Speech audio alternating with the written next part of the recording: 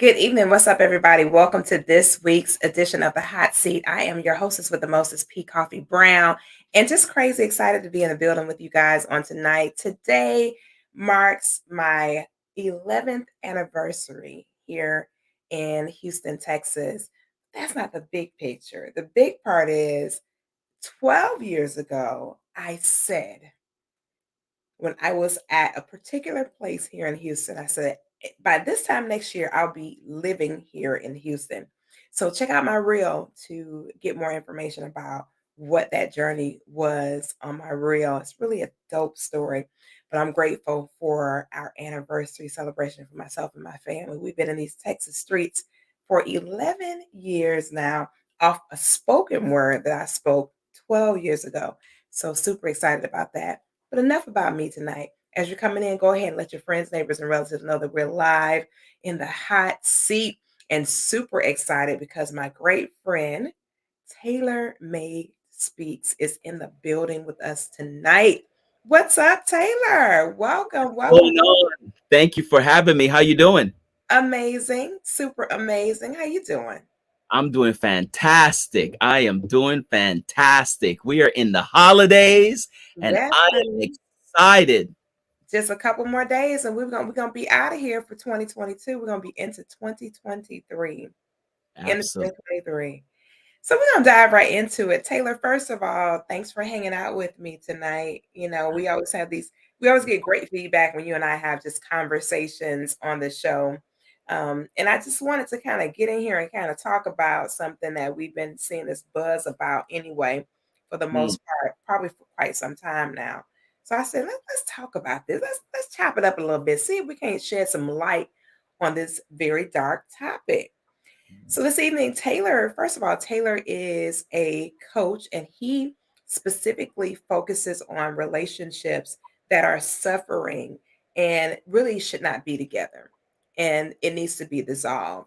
And he helps people to walk away from toxic relationships, not assumed toxicity, but real toxicity, not something assumed and somebody on the outside looking in saying, oh, girl, they just, no, these are really toxic relationships that are not healthy for both parties that are involved. And so Taylor works with individuals to help them get out of those relationships in like a month or so, wasn't it, Taylor? Like 30 days or something crazy like that? Yeah, 30 days. 30 days. 30 days to get you out of bondage instead of 40 years like the children of Israel.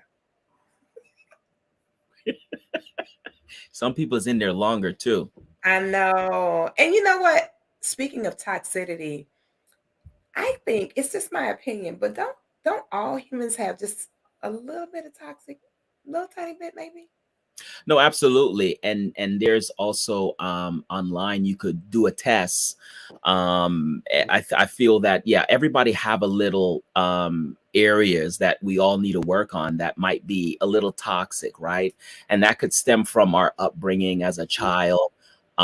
Maybe, you know, it developed throughout the course of certain things that you have been exposed to, maybe from your job, or certain different areas.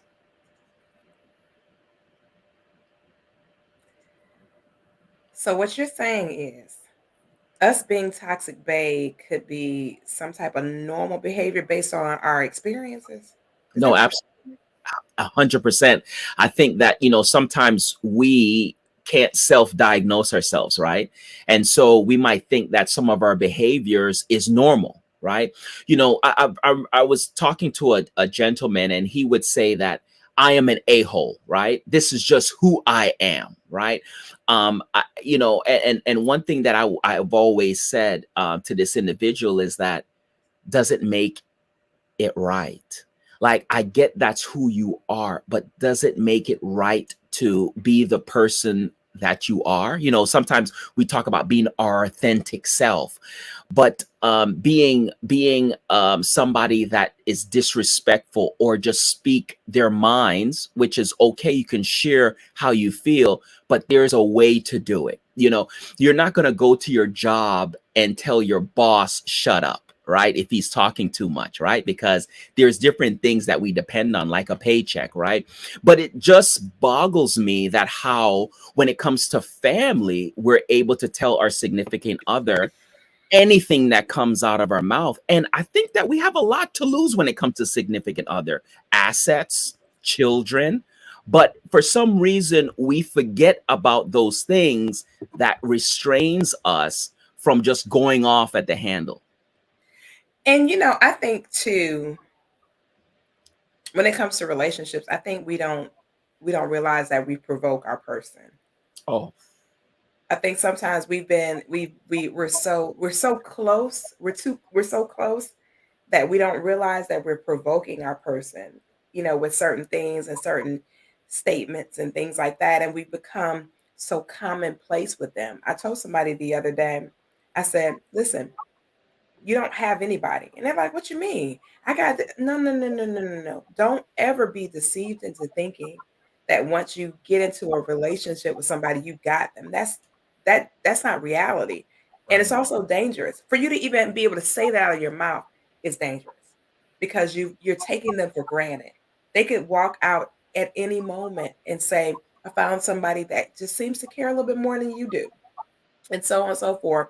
So we get way too commonplace with our relationships, not doing the hair anymore, gaining weight, um, not providing sustenance where we were providing sustenance all the time. I had a couple friends during the holiday period, three different relationships where their person filed a love complaint about them not preparing breakfast for them after they've been doing it for some extended period of time. And I said, whatever you do when you initiate a relationship, that's why I tell people you got to be very intentional when you first get into a partnership with a person. Is this something I'm really want to do for the rest of my life? Do I want to keep going looking the way that I'm looking right now? Do I want to keep that up? I want to keep up these aesthetics. Am I planning on going to gym forever? If I met said person, am I really going to go to the gym forever to keep up these aesthetics? Do I really want to look like this? Is this something that I'm going to do because this guy has found me in this space and he's attracted to this right now? This is what he's attracted to. And we don't want to discount the fact that we're going to get older. That's irrelevant. That has nothing to do with how we treat our bodies after we've met someone and we've sold them this individual, and then we don't keep that individual. What we sold them this individual, they bought this specific person, and then we turn around and don't want to keep that up. I met a lady today, Taylor. She was 91 years young, in her right mind, gorgeous, dressed well, still living a totally liberated life. And I said to her, what is your secret? She said, I stay active. I never unplug from activity. I stay active. I'm always out and about every week. She said, I'm going to happy hour every week. I said, at 91, she said, girl, when I get 92, it's going to be the same thing. So she's 91 years young. She's clothed in her right mind, not missing a beat. And she said it's because of activity. So you can imagine if I'm in a relationship with somebody and I'm looking a specific way and they know I'm going to hit the gym every day, how dare I decide I'm not going to the gym no more because I got old boy? That don't make sense to me. It never has. And so, when I coach people like yourself, when I'm in the coaching space and educating people, especially I normally coach guys, but every now and then I'll take on a female client. But when I coach women, because women think I'm too rough on them, so they don't like to get coached by Coffee. So but I tell women all the time, hey, when you start that thing, that ball that you just started with that son of God, you're gonna have to keep that ball rolling because men are very, very visual. Women are visual too, but men are visual on a whole nother level of a playing field. And if you give them the aesthetics, like you see me all cute, dialed up, I look like this every day. I'm not doing this for somebody. I'm doing this because I enjoy it. And that's going to be a main thing as well. It has to be something that you enjoy in order for you to maintain it. Because Taylor, if a woman don't enjoy what she's doing, she's not going to maintain it. If she don't like it, she ain't going to maintain it. no, absolutely, she's not. And I think that I think we get complacent sometimes, and it's a continuous work. a lot of people don't like the word work. And I'm sorry, you just can't get around it, right? Whether you are working at your job, working with your children, working in a relationship, it's work. Everything that you do, self improvement is work, right? If you want to go to school so you can get a better job, it's work, right? Everything that we do is work. Okay. And so I think once sometimes we obtain certain things, we decide not to work anymore, you know, Right. and so once that happens, the foundation starts falling apart. It's just like a business, right? When you start your business, we all have, our little side business. Some people create it into their main business, but that takes work. The same work that you put in to start that business is the same work you have to put in to maintain it. Now, you might duplicate yourself, right? For those that are entrepreneurs, but the thing is, you're training those employees to do the work. Not only that, you can't just sit back and just expect your business to be on autopilot. You have to do audits, right? Some people just sit back and allow people to do, and to do the work and not check up on their business, not go into their files. Right now, if you have the money to spend for other people to do the work for you, which is, i.e., when it comes to relationship therapy, right, then that is okay. You have the money to do the audit, right, to make sure, or have an assistant to do the work. But when it comes to our lives, we need to have that work done, right? And so how do we do the audit on ourselves and our relationships? And that's what we forget. You have to do a check-in, right? You have to do evaluation. See, we wait until New Year's Eve to do evaluations on everything that happens in our life. Throughout January all the way until December, our life is a complete mess. It's falling apart. It's out of gas. You don't go and do maintenance on your relationship, but you wait until New Year's Eve and you say, okay, now I'm going to do an oil check. Well, why you didn't do an oil check 3 months into the relationship, 6 months into the relationship? Your engine is failing. It's coming to an end, right? But you wait until the last end. And then here's the thing, Coffee. Sometimes when we realize that it's time to get that oil change, or that check Mhm. light engine is on, sometimes it's too late. Some people say it's never too late. Well, I don't want to be the bearer of bad news, but sometimes you wait too long, you miss out, you lose. It's no different than a And sale. you know what? That's why I was saying what I said earlier, Taylor. You're right. And that's that's the bigger picture. People, we have to get a grip on this. We've got to get a grip on this in order for us to keep our relationships fluid and healthy. You're so right. When it comes to that, people, it's like you and I. We're in a relationship. We're in a friendship, and we check in. We check in. Nobody requires us to check in, but we check in and we check our pulse and our temperatures. Hey, Taylor, how are you faring over there? Coffee. You okay? Is everything okay with you? Not what you're doing, but I need to know, are you okay? Are you good? What's going on in your life? Is there anything I can do to add value? And so on and so forth. And I think when we do that and just do it randomly, not because our person went and got us something or whatever the case might be, just randomly checking in with our person, acknowledging their presence, acknowledging how much they're appreciated, how much they're respected and admired, acknowledging that you want them in your life. You want them there. It's a big difference between a want and a need. When a need is met, people usually exit.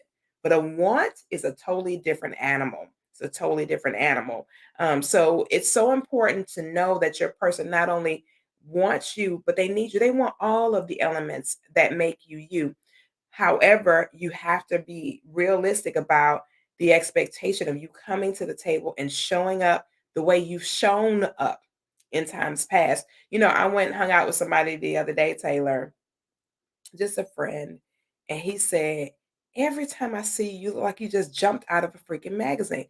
I said, "All I got on is some concealer and some eyeliner, okay? And I like my little eyeshadow, sir." I said, "It's not what you think." And so one day he saw me. I had on a baseball cap and some sweats. I had just come from the gym, And he said, "You just as beautiful without that stuff." He was like, he said, "How you do that?" I said, "I take care of my skin." So regardless of whether I am, have aesthetics and got some stuff going on to just enhance the beauty I already have, or just my natural bare face, which is taken care of too. You know, it's important that we take care of us. And again, not just because we're in a partnership with another human, because we care about us, we care about our appearance. I told one of my friends, Taylor, I said, I have to have a guy with a certain level of vanity attached to him. I'm going to need you to act like you want to look good for you, sir. Okay? I'm gonna need you to act like it's important for you to look good for you. And I think that's important. I can't deal with no dude with no big old gut. For what? I don't have a big gut. I gave birth to three children. What's your excuse, sir? So don't come to me with no big old gut and talking about something. Let's holler. No, I'm sorry, sir. I'm not gonna be able to do it. No, because I don't have a big old gut. I don't want nobody with a big old gut. I'm not even gonna front. I don't want someone who who doesn't exercise. I don't care if you're this big or this big. If you don't exercise, I'm not dealing with it. Just certain things that we have to know. And you know what, Taylor? When you say what you're not willing to deal with it cannot be a negotiation because that person has two or three other things when you meet them. If you got a big old gut, I don't care if he is a millionaire. I still I have literally declined offers from dudes who have quote unquote money, but they don't use the resources and access to get a trainer or stay health conscious or have somebody that can assist you with your eating habits. Because obviously, son of God, you're not eating well. You're not taking good care of yourself. So you think because you got that beautiful vehicle and those cute cars and you have a driver to come pick me up that I'm gonna just forget about what I see? Negative, sir. If you ain't been to the dentist, let me tell you what I did today. I went and got my well woman, Taylor. I went to the dentist today. Okay. That's twice a year for the dental ministries and once a year for the well woman. And I got my paperwork so I can go get my mammogram and also get my colonoscopy done. Good for you. It's required. I intend to live Right. long and healthy, not frail and dependent on somebody else. You know what I mean? It's got to be that air of understanding that you want this person in your life and you want them to have the best version of yourself, not just a version, but the best. Absolutely. I think, and I'm going to go there. And, you know, I've been the type of person that don't hold back when it comes to conversation, right? I'm very strategic also. But even your appearance, like you said, I just want to touch on that. Appearance, a lot of us is single and we can't find nobody. And yeah, I am going to go there. I'm going to be that toxic person on this program. Um, Maybe if you change the way you present yourself, you might be able to meet somebody. I think sometimes we just don't care. Oh, this person just gonna have to accept me who I am. But who you are look like a hot mess. I'm sorry. Who you are look like a hot mess. There's people that don't even take pride in their dress. They don't take pride. The only time you see them dress up is when there's a funeral or an interview, and maybe going to church on Sunday for Easter. It's just those minor tweaks. How about look good Did you for say you? for an interview and only for church? I said church for Easter, interviews and funerals. That's the only time some people dress Terrible. to look good. But throughout the Terrible. whole year, they look like a hot mess and they can't understand why they're not meeting nobody. Take pride in yourself. Take pride in your appearance. It's important. We always say, what's the first thing people see? Your Your teeth. appearance. Your teeth. Your teeth, brush your teeth. Like these are No, these are I'm not talking about brushing your teeth. You know that you can go to the dentist. Let me tell you what I did. Taylor, I sustained a horrible injury when I was a little girl. Okay. My whole entire left side of my face was totally ripped. My skin, everything was ripped off, and my teeth were pushed all the way back. And I was probably maybe about 11, maybe. And so it was a horrible accident. I slipped on the ice in Detroit on Otter Drive in 6 Mile. And my neighbor, Miss Josephine, thank God she was there because she had to pull me back because it was an 18 wheeler come. I would have been decapitated right there in front of all my classmates. Okay. And so when she pulled me back, it ripped all my skin off, because that ice, when you pull anything on that ice, all the flesh coming off. And my teeth were completely pushed back.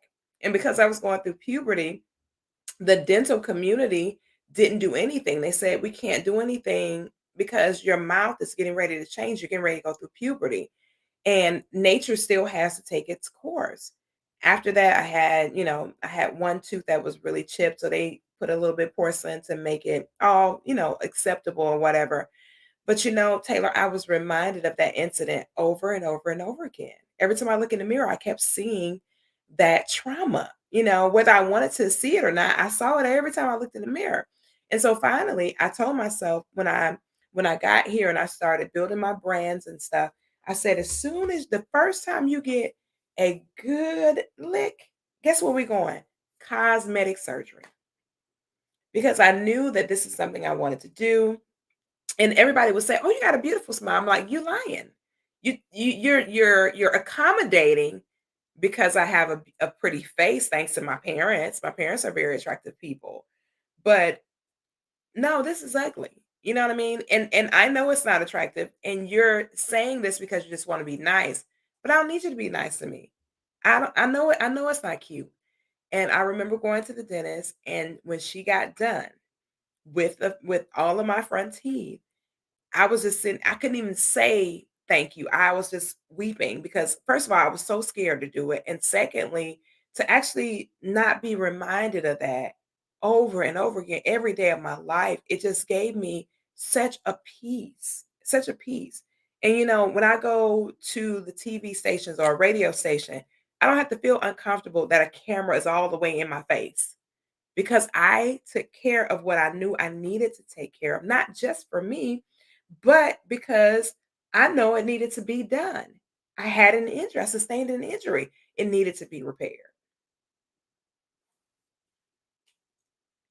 Yeah, I think, one thing that I'll say, for me, I wore braces. My grandmother blessed me when I was a little child. Well, my mom and my grandmother. And so I had braces. And so this is the smile that I have today, right? And I've been complimented on that for so much. And now that I'm, on different platforms and on social media, And I saw smile, your interview. huh? I saw your interview. Oh, thank you. I was like, look at those pearly whites. Okay. See, and that's just something that I've done. Now, like I said, if you choose not to do that, that's on you. Mhm. You got to do what makes you feel, good about yourself and amazing. But there's certain things that you have to do, which is the work. You can't go around it, right? Certain things and places that we want to get to and go to, you Mhm. have to put in the work. You want to be an amazing speaker, well, you got to put in the work, right? You want to Yeah. have an amazing smile, you want to have an amazing presence on social media because you might want to be a news person, or you might want to, be an influencer and Instagram or what have you. There's something unique about you that you have to do. Some people, take care of their hair. Some people wear, amazing makeup. Some people don't have any makeup on, right? But they might take pride in something else. Maybe it's the way how, they deliver their message, right? They're a storyteller. There's something that they have been trained. There's something that they have worked on to make sure that they are presentable or they deliver their message amazing. For me, it was Toastmasters. For me, it was certification, right? To be able to speak the way I speak and convey the message that I want to convey. I love To audience, Toastmasters. right? I love Toastmasters.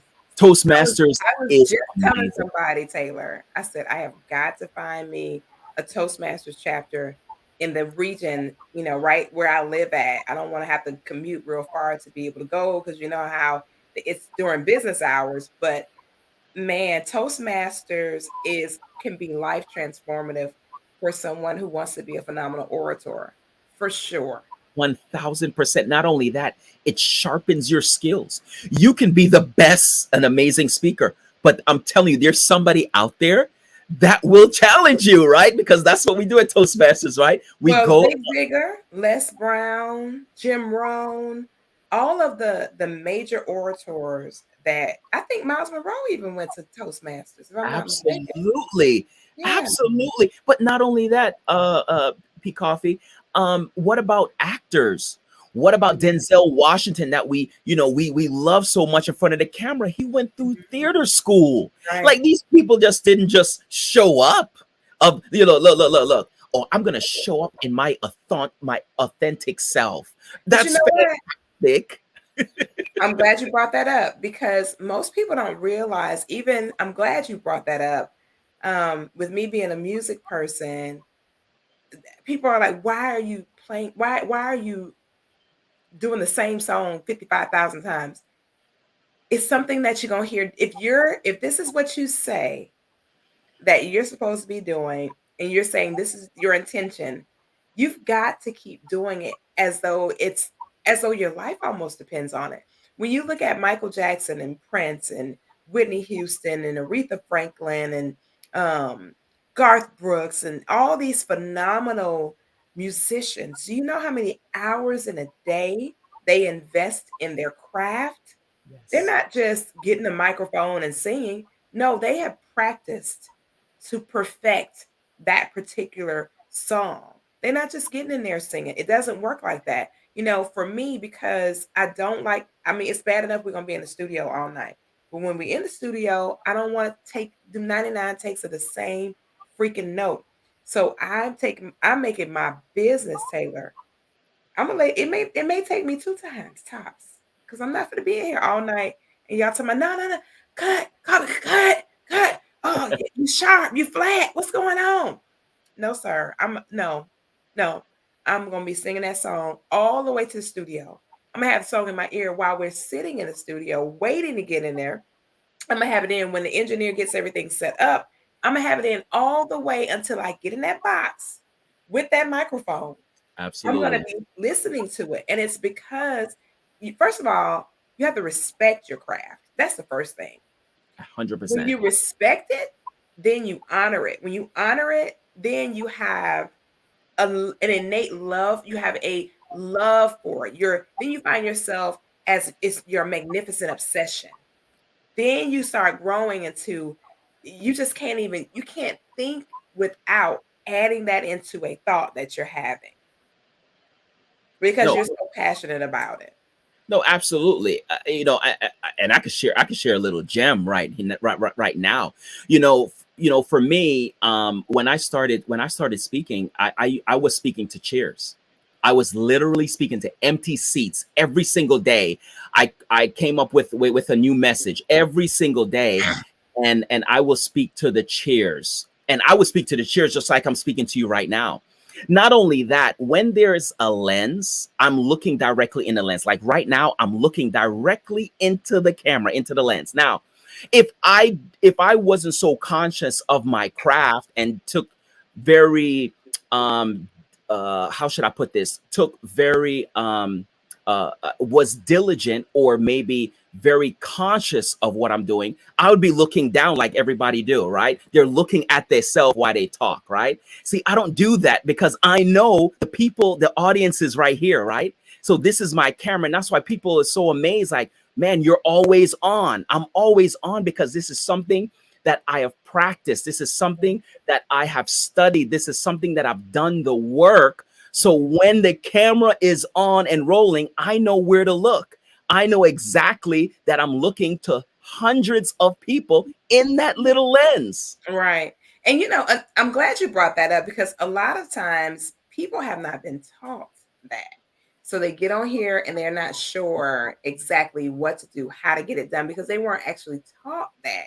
And of course, I'm engineering right now. So I'm behind the scenes pulling the puppet strings, which means that I'm not going to be looking in the lens the whole while. However, I play it off by certain movements of my head and stuff like that. So you really don't know. You just kind of like flowing with me, like, oh, yeah, that was a great show. And because I'm doing two, I'm multitasking. But I like what you said, when it comes to, you said something really, really cool. that I can truly relate to. Years ago, when I first got heavy into music, I used to go in the sanctuary with my headphones in my head and I would clean my church, right? But while I was cleaning my church, I would be singing the music constantly, completely going over it over and over and over again. And then I used to stand in the pulpit because I went to a very, very large ministry. And I'd stand there as though I was getting ready to um, give a message or teach a class or something like that. And I used to say to myself all the time, I'm going to be teaching from this podium. Matter of fact, I am teaching from this podium. I am ministering from this space. I am a phenomenal orator. I've learned from the best, and I'm just going to be here to add value to people because I know I can add value. And, Right. like you said, with the empty chairs and giving it the same amount of energy as though it's 1,000, 2,000, 5,000, 10,000. Somebody said to me one time, she said, I don't know how you do it when I do my lives for my boutique. It's like, I don't know how you do it. I said, how do I do what? She goes, you give the same energy if it's one of us on there or if it's 75, 200, doesn't matter. You give the same energy. I said, you know why? Because the same way God is no respecter of persons, I shouldn't be. Absolutely. And and me changing my energy because it's 50,000 people versus one person, when all the while everybody has the same level of value. Everybody. You all are important, you all are valuable, and you never know who the person is that's going to expose you to the right people, that next level. Matter of fact, I will give you a prime example. I had one author to back out for a family emergency when I did my last project. One of the young ladies inside of my live stream, I felt compelled to reach out to her. I literally called, matter of fact, I have a book here, my book. It has all types of stuff in it for the future, right? And so the young lady, I felt compelled to ask her, she wanted to write with us. She came right along and just phenomenal, like she was intended initially. And my VP of communications, she said, "How do you know this stuff?" I said, "I don't. I just make it my business to have my energy at a level where it's fluid and I can hear and see and I can get that breath, that energy that I need in order when stuff falls up or when stuff doesn't go the way it's supposed. Just like, hey, well, so what are we doing now? Let's go ahead and find a resolve for this particular challenge. This is not working. How are we gonna make this work? And so on and so forth. And I think a lot of times we just have to really, really realize when it comes and we're talking about relationships, whether they're platonic, whether they're professional, whether they're just where you are pretty much the captain, the CEO, the maintenance man, the mailman, where you're building out your brands. You have to choose who you're going to be and how you're going to show up.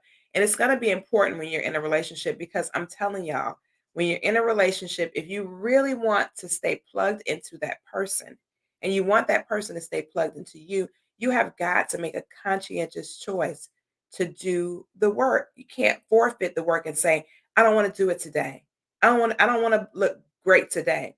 Well, on that one day that you decide you don't want to look great, that could be that day where your person needed that from you because maybe they weren't having the best of days, or your peers or the people that are around you all the time, they look for that from you because they expect it. It's as though when they get up in the morning, they're saying, hey, I know coffee coming in today, and I just want to see what she's gonna have on today. That's all. I just want to see what she's gonna rock today. And you want to be that person that people can depend on. Being dependable is so important in a relationship with that person. Your person can depend on you to show up for them, to be consistent with them, to do the things that you know contribute to their happiness and peace. And like Taylor mentioned earlier, refraining from things that you know will offend them, things that you know will bring harm to them, things that you know will cause toxicity to end up finding its way to your relationship. You got a great relationship, you got to keep working on it. And work is nothing, it's nothing but just doing something to maintain. And I love when you use the car analysis. Perfect example. I'm not a person that buys vehicles frequently. I like to buy a vehicle, keep it for a decade. So I'm notorious for having a vehicle forever. Like on a serious note, I just like to keep the same vehicle. I don't like to switch out. And my catalytic converters went out. And when they shared with me what the investment would be, I was like, "What? I could go buy another vehicle." And I thought about it, I was like, "No, I've been with this one too long. I don't want to date nobody else. I know what to expect from this one. I know how this one moves. I'm going to stay with this one and just do the maintenance." And it was interesting because my son was like, "Sell it, sell it, sell it." I said, I didn't sell you when you was acting crazy and doing stuff. You still, don't you still, am I still your mom? You still my child? I said, I'm not selling it. I'm going to do the maintenance on the baby, treat the baby well. Because if I sell it, it still has to have the maintenance. The maintenance doesn't go away if I sell it. Just because I sell it doesn't mean it doesn't have to be maintained, because it still has to get maintained just because I sell it. And I feel like this. My whole thing is I want somebody to get the vehicle from me and enjoy it like I enjoy it. And I do that. I said, let me go ahead and make this investment, get these catalytic converters. And then, next thing you know, I got the catalytic converters. Then they told me something else I had to buy, and so on and so forth. And so that's how a relationship is. Sometimes the investment is going to be big. It's not going to be small. It's going to be a big investment. It's going to be that big push. It's going to be that big give from you, that big ask of you in your relationship. Taylor, somebody was saying the other day, and people talk about this dating pool, and I tell them, what's going on in the dating pool? And I said, what you mean what's going on in the dating pool? You in there. That's what's going on in the dating pool. So if you're in the dating pool and you're got all these what I'm not gonna do in the dating pool, then you're the one. You're the problem. Be the solution. If you want to have a great experience, be the experience that you want to have. Be that experience. Be that energy when you walk into the room. I went to my doctor today, Taylor. I walked in the building and the ladies were like, and I said, "Good morning, beauties. How's everybody doing? Everybody okay? How's your families?" And that I took the initiative to treat them like I wanted to be the experience for them. And I want to have that everywhere I go. So guess what I do? I bring it with me everywhere. Car dealerships, laundromat, it doesn't matter. I bring it with me because I want to have that experience. And if I don't bring it with me, I'm not going to get that experience. And that's how we have to look at our relationships. Bring it with you so that person that you're with can always know that you're going to show up for them. The world's never going to show up for them, but them knowing that you're going to show up, oh man, that's going to give them all that they need to make this thing happen. No, absolutely. And I was having a conversation with an individual today, and I was comparing on how, we give so much grace to our friends, but our partner, we don't give any grace. We have no patience, and we don't want to work through anything. And that is so crazy to me, because if you get in an argument with your friend, maybe it's your best friend, or maybe it's just a friend. In a couple days, guess what? You're calling your friend. It's like nothing happened. Some of us don't even have the conversation and talk about why you were upset. You just automatically now, hey girl, what you doing? Or hey man, let's hang out. I want to go here, whatever. And everything is back to normal. But our partner, we've hold grudges. We have hold them to this pedestal or this high expectation that we want them to now, oh, you hurt me. Well, your friend hurted you last week and it wasn't an issue and you were able to move on, but your partner hurt you and you're not able to move on. To me, that is a problem. That is a serious problem. And I don't understand why. Why do you give the grace to your friend who you're not living with for the rest of your life? You don't have children with, and you're not building with, you don't have assets with, but you give so much grace and forgiveness to that friend. But your partner, the minute they do something to rub you the wrong way, you're ready to cut them off. To me, that is problematic. That is not normal. It's learned behavior, though. It's either learned behavior or it's punishment. It's some kind of, you think you can punish a person. And I let me tell you something. One of my closest friends said something to me that really kind of took me aback, right? And I said, am I going to confront this or not? And sometimes it's not even worth a confrontation. It's just a internal resolve that you have to choose to have and move forward.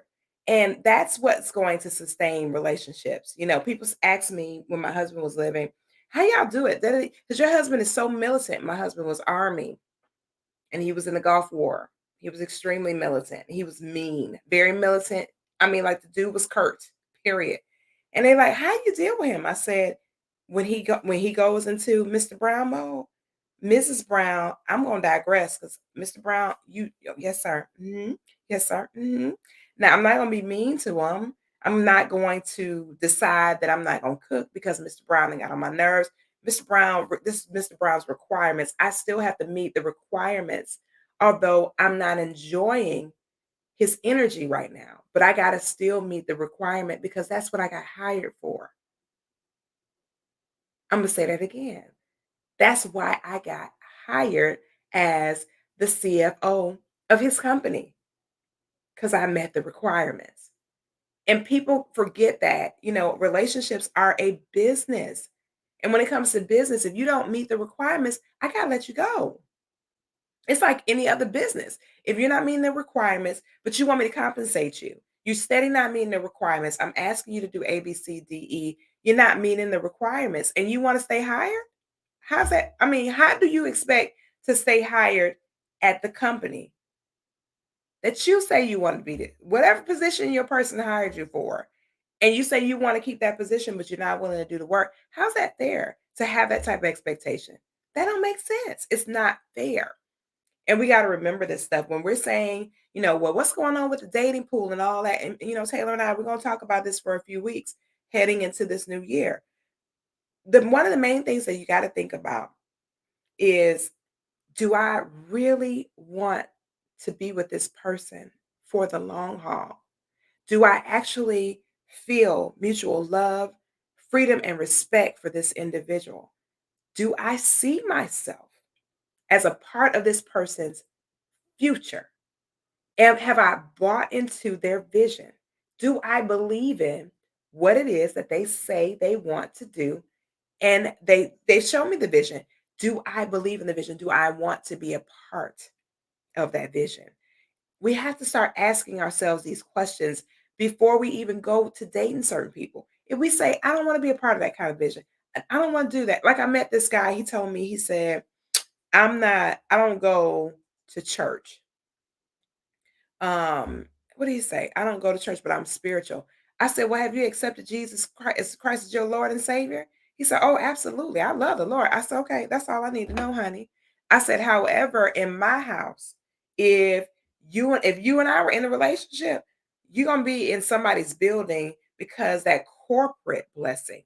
We want to receive that corporate blessing. You want to be a part of the corporate experience as well, not you just still your closet ministry. I understand you got a closet ministry. I got it. However, there's a corporate aspect of it. And he said, you know what, you're right, because my wife does require that. That's one of her requirements, that once a month he worship with her in a corporate setting. Even though he doesn't believe in organized religion and he doesn't like it and all these da da da da da da da, he still makes certain that he wants to keep his position with the company. So he accommodates her and he doesn't do it grudgingly and with an attitude and making her feel like he don't want to go. He governs himself accordingly, rolls on out, enjoys the experience with her, and then he goes back to being the person that he was. Everybody happy. Everybody happy. And no such thing as happy wife, happy life. No, happy spouses, happy life. We want everybody in the house to be happy, fulfilled, and we want to be value adders. Now, I'm not going to be able to be your joy. You have to have your own joy. I can just contribute to what's already there. I can't be your peace. You got to be your own peace, but I can contribute to what's already there. You know, you can all the things that you are, I am a contributing factor to that from a positive perspective. Put a magnifying glass on the great things that you already have going on. And I'm just coming in adding more value to that. And that's what relationships are about. How can I come in and add more value? We're looking at how we're wanting to take something. I want to get. No, that's not what relationships are about. It's about what can I give. What can I give? What is it that I have that I know would consequently be of tremendous value to this person? What do I bring to the table that I know this man not only wants, but he needs and he enjoys and he appreciates because it's coming from me. And I want to be that value adder for him. Can I just add something? Because a Oh lot, yeah. the way how the world is now, when people hear add value, they think of money. Mm, They think that's the first thing that comes to everybody's mind. Usually, what I'm hearing on social media is that, and of course, there's those that are mature enough to understand that value takes shape and form in different areas, right? right. You Right. know, but when you hear somebody say, "Hey, I want to be a part of your life to help build," the first thing we think of, well, how much money you make, right? Are you able to take care of the family? Well, my thing is this: is finances the only thing that a person is there to take care of a family? I think is, full go around. Like, you're there to take care of family, not only money wise, but spiritually, but being a leader, right? Right. And different things. So when we talk about, adding value, adding that comfort, adding that protection, adding that, hey, hey, babe, don't worry about this. We're gonna get through this, right? What about those aspects? Because I'm gonna be honest with you. Oh, Taylor, what is he freezing in the middle of it? What he's saying? Come on. Oh, shoot. I'm gonna see if his system comes back. Dang it, I hate that happen. He is completely frozen. So hopefully he'll be able to get that taken care of because that was good. He was getting ready to set the record straight on the show, y'all. So man, Taylor, is he there? No. So we'll wait and see if Taylor can hop back in. But we wanted to come in and kind of connect with you guys over the next couple of weeks and just talk a little bit about relationships. As coaches, I am a certified master life coach.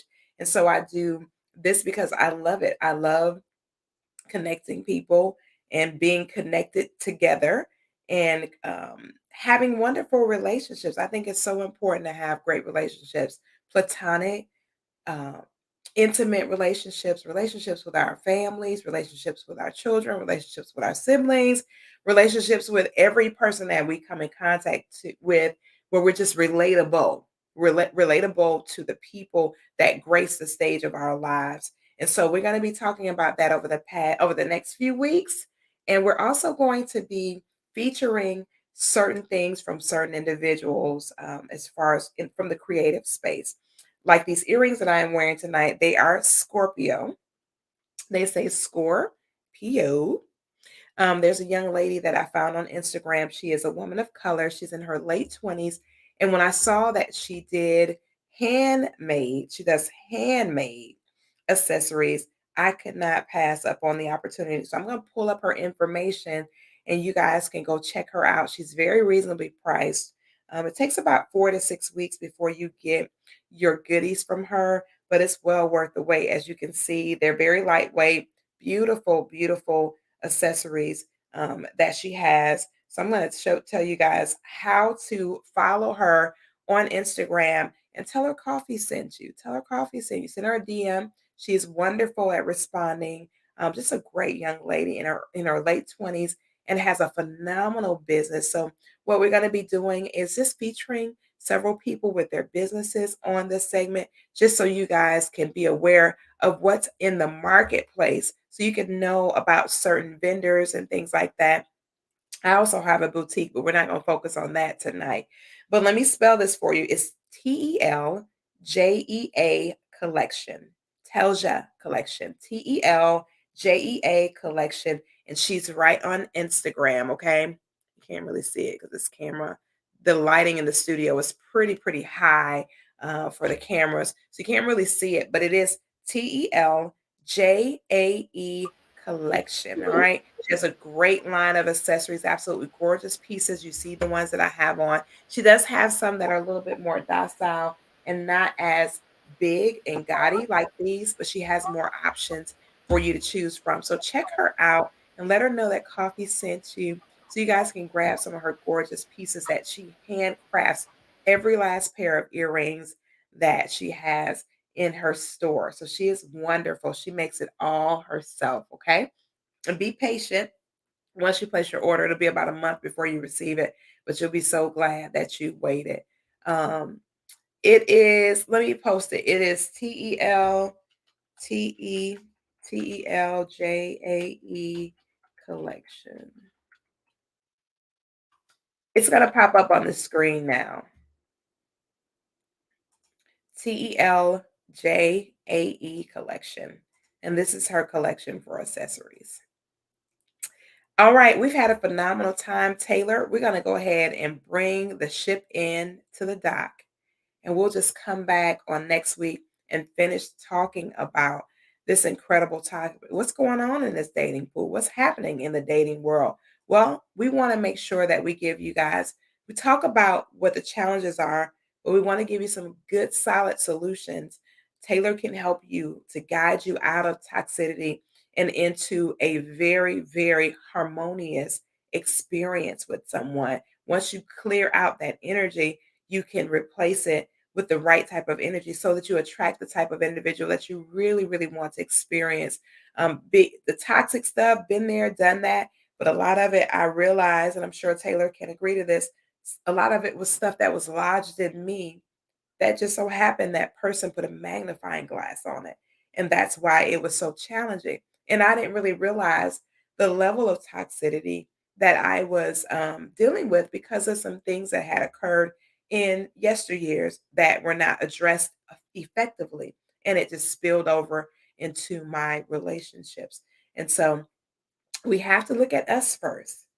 Look at us first. Look at you first. Say me. Say me. Look at you first. We got to deal with us first before we can address anything on the outside. Because the only person that we have control of and the power over is ourselves, not anybody else. Okay. And so we got to make sure that we're working on us. That being said, I'm going to yield over to Taylor.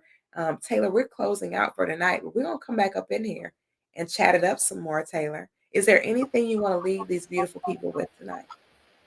Yeah, absolutely. I just think that if you value the relationships that you're in, you value the person, you have already invested your time, your energy in this individual. You guys both have to do the work, right? Not only you, but and when I mean do the work, I mean be patient. I mean, hear each other out, right? If it's something that you want to hold your tongue, I shouldn't say what I really want to say. Maybe it's time to hold back, right? Not only that, have a foundation, right? I think spirituality is amazing. I think having God as the center is very powerful, right? For those that do believe in God. And if you don't believe in God, try him. You'll see how amazing he is and how he can help that family sustain. But I think communication, I think therapy is amazing. I will always say therapy. I won't say go to your grandmother, your mama, your uncle, your auntie, your kids. You got to seek professional help, but we have to do the work, and you have to do those checks, just like a car where you check in for those oil changes and the gas light and the tire rotation or what have you. You still got to do that when you're in a relationship. Just because you think you're doing your thing and I'm everything like a bag of chips, so I'm better than sliced bread. Let me tell you something. You do the check-in.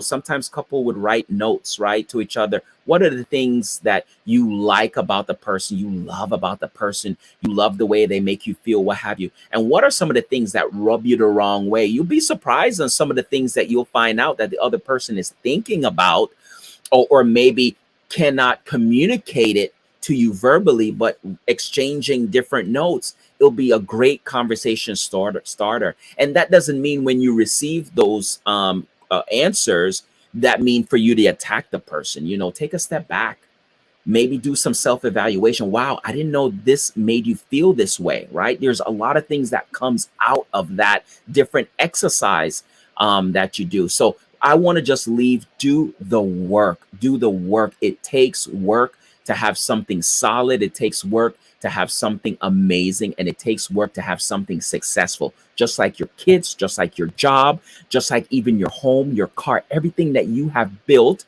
everything that you have obtained. It took work for you to get there. Same way with a relationship. Do not neglect that factor, that it doesn't take work, and I got the person now and I'm good.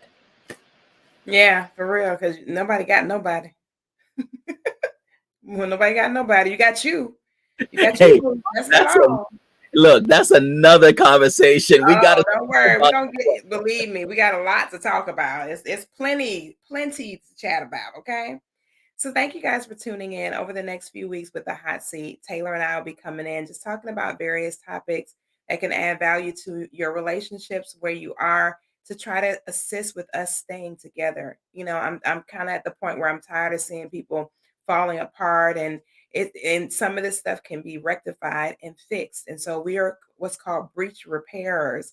We want to kind of help you to stay the course so long as you're not being abused or treated poorly. Some things can be so much as just you changing what time you get out of bed in the morning. Or maybe it's the food that you're consuming. Maybe you're not getting enough raw fruits and vegetables.